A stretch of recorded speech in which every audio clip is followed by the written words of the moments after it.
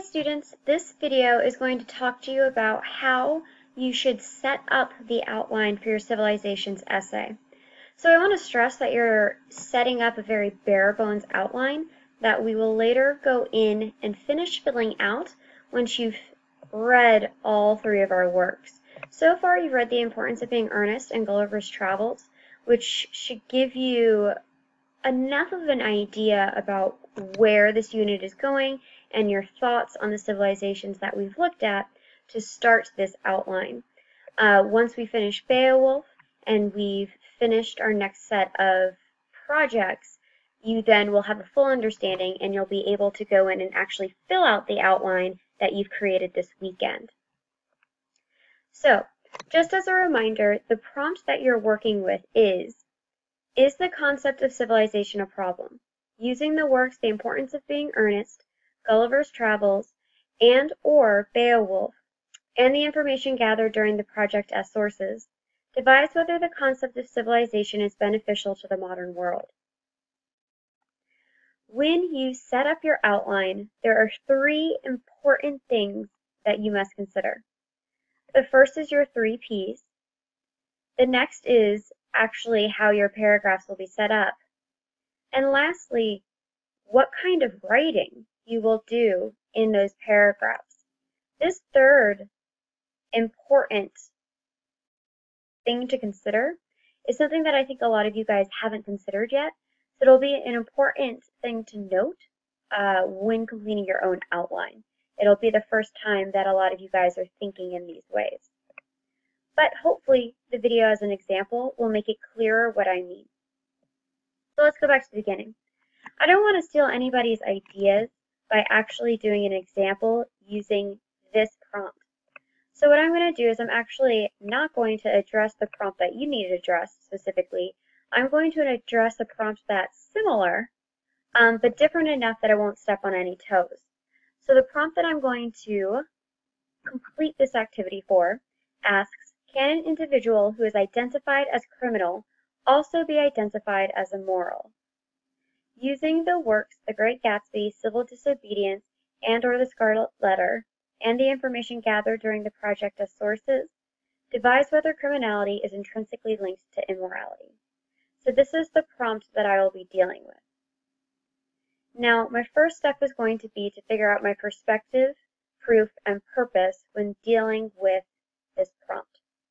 So for starters, my perspective is going to be one of ethics and morality.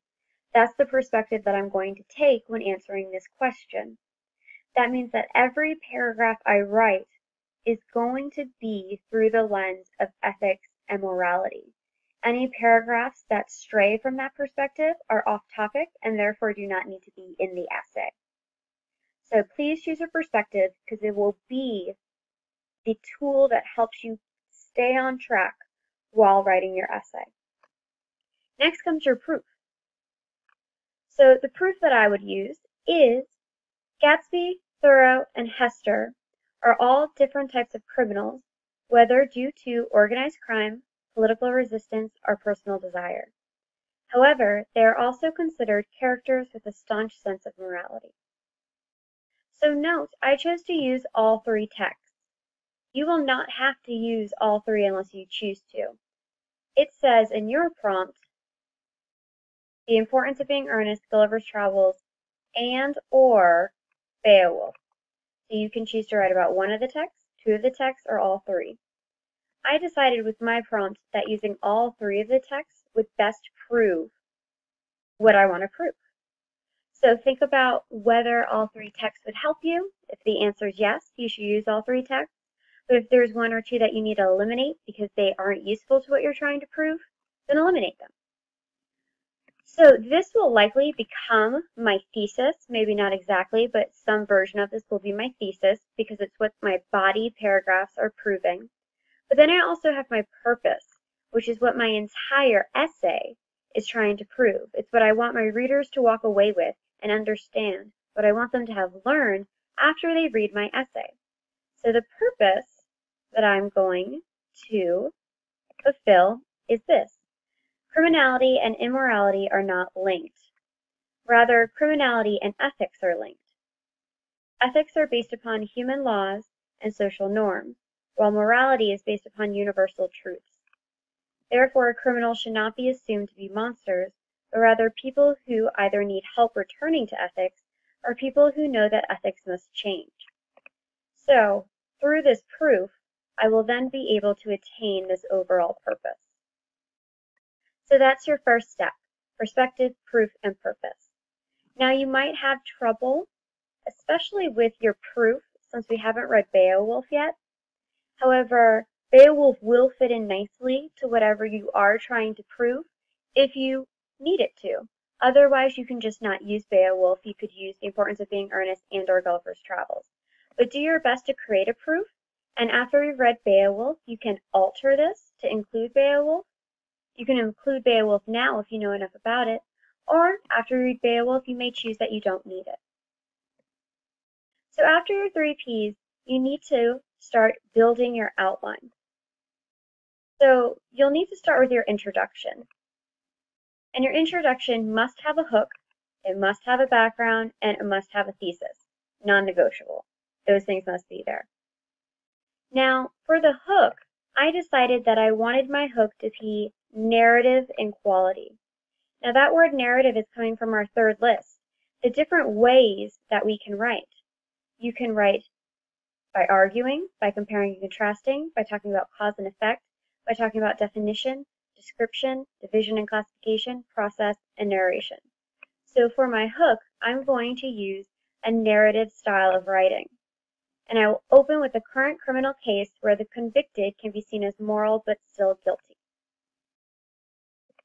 So I know that this is what I want my hook to do, but I'm not going to need to look up any further information.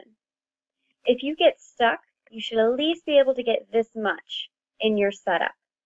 Hopefully, you can actually say what you think your narrative should be about. You don't have to actually go look anything up yet, but hopefully you can give a general description. But if you can't, you need to at least explain whether you want your hook to take one of these voices.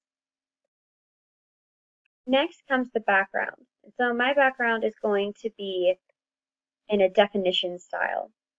I need to introduce the prompt and clarify what the essay will be about. So I'm going to need to clarify what I mean by criminality, ethics, and morality. And I'm going to need to make sure that my readers understand what I'm actually answering. So I'll need to make sure the prompt gets integrated in here. And therefore, that's going to require me to use kind of a definition writing style. Then last but not least comes my thesis. And I don't need to write my thesis yet because I don't know all my information. I do sort of have a thesis with my proof that's written above, but I don't actually need to write out my thesis yet. I just know it needs to be there. Now, after I've set up the outline for my introduction, I need to set up the outline for my body paragraphs. So my first body paragraph, I've decided needs to be one that uses definition and comparing and contrasting in order for it to achieve what I want it to achieve. And that's to define morality and ethics, provide examples of each to further the definitions, and compare and contrast these meanings. Since I'm going to argue that criminals are not ethical, but they can be moral, I need to make sure that my readers thoroughly understand what I mean by these words. If I use them and my readers don't understand what they mean, my entire essay will be confusing. Now, you might not have a first body paragraph that sets up a definition and uses compare and contrast. Your body paragraph might do something completely different. You need to consider what it is that your essay needs to make the most sense, to be the most persuasive that it can be, and also to communicate what you want it to communicate. However, this is what I would start with because I believe that is necessary to my essay. Now, my next body paragraph would do the following. My second body and paragraph would be a cause and effect essay, and it would review how Gatsby is both a criminal, it would be a cause and effect paragraph that would review how Gatsby is both a criminal but also moral at the same time. So I want it to be cause and effect because I want to show that an event in Gatsby's life made him turn to crime, and this proves that he violates ethics, but that despite this event that caused him to turn to crime, he still behaves morally, and this proves that he supports morality and that he's therefore a criminal and immoral. The cause and effect comes into the idea that the event in Gatsby's life is why he committed the crime. So the event in his life, the effect is his lack of ethics, but that the event did not lead to a lack of morality. So it'll be cause and effect, this paragraph. Then my next two paragraphs will also be cause and effect in nature, because I'm going to do the same thing for all three characters. I'm going to show how Thoreau, an event caused him to turn to crime, violating ethics, but that this event in his life did not lead to him losing his morality. And then I'll do the same thing with Hester. So I do it for all three characters. And then this leads into my last body paragraph, which will be a process body paragraph. It'll use the process style of writing. Because in looking at all these causes and effects, a process has been set up, and I want to identify this process that was developed in my cause and effect essays. And it's the process that these characters encounter difficulties, these difficulties change their perception on the validity of laws and norms, and that this led to their crime. However, they did not lose their morality because they treated the people in their lives kindly, as a moral person would. Therefore, I then explain how all of these work together to prove my point, and I do that through process writing. Then in my conclusion, I get to my purpose. So if you think all the way back to my 3 P's, I have this purpose up here. And I'm going to prove this purpose in my conclusion. And to do this, I'm going to use an argument and persuasion style of writing.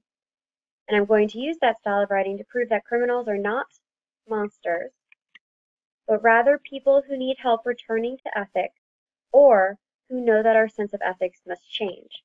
And that's what my conclusion will be about, and it will achieve my purpose. So with this example, please go ahead and outline your own essay. And remember, you don't have to fill in the outline yet. I just need you to set up the outline. So at minimum, you're going to need to state that you have a first body paragraph and explain what style of writing you think you'll use. And then hopefully you'll be able to get into some of these bullet points. I understand if there's some paragraphs that you can't fully flesh out. For instance, I didn't fully flesh out what my conclusion would do. But you should be able to flesh out some, because you do have enough information.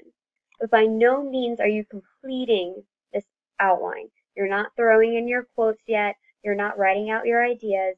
You're just setting up the outline so that you can do those things later. So to set up your outline, make sure you complete your 3 P's, you set up the outline itself, and that you make sure to indicate which style of writing you will use in these paragraphs that you're setting up for your outline. All right, now it's time to go create that outline. Best of luck, and I will see you Monday.